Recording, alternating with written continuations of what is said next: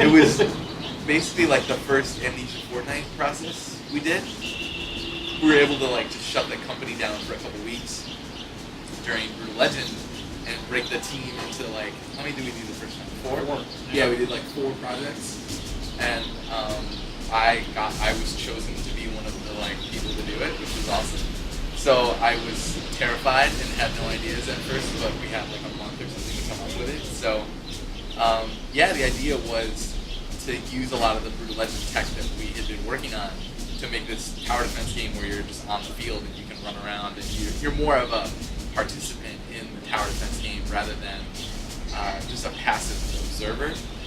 The original demo that we made didn't have like loot or any of that in it, but it was sort of after when there were talks of like, you know, somewhere late 2007 and like what, you know, we had this demo and we're like, what are we going to do with it? It was just like 4-player co-op tower defense where you're, you know, very similar to the game is now. I mean, like you would, for the most part, you would put down. I think that we had only like 1 or 2 kinds of towers you could put down, but they were mostly. It was mostly like like pretty heavy into Havoc at the time. They were mostly things that you sort of knocked around the world. There were a lot of like. It had scrap. It had scrap. It had, like a giant arbitrary deployment. Yeah. Yep. A giant ball that you could drop and roll down a hill. Yeah. And there were a lot of like landmines and like exploding barrels and sort of more like temporary things that you could put on the field and then interact with. But we had one machine gun turret that would fall over when the enemies touched it. That was hilarious. Yeah. Because it was still trying amazing. to shoot at him. Or you could like kick it over with your Mac accidentally, and sometimes it would go like bouncing around. Like we created these demos in 2 weeks, so it was really rough. It was really rough around the edges. But you could tell that there was something there that was fun. Like it was pretty obvious that we made something that like that had some like compelling shit in it. It was cool. We got him, Marine. Damn tubes.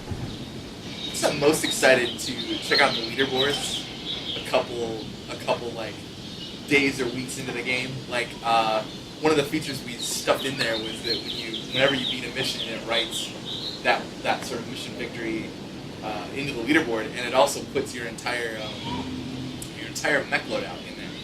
So when you browse the leaderboards, you can just click on anybody's name on there, and it'll show you like in a mech bay. It'll like show you all the parts, like their whole mech loadout. So you can see what weapons they're using and like what paint job they have and like what hats and jackets people like and like all this stuff, because it'll show you the full mech and the Marine standing next to it. So I think it's just it'll be cool and fun to sort of like see what weapons people are using and what people are liking and stuff. I'm looking forward to the game fact / speedrun community.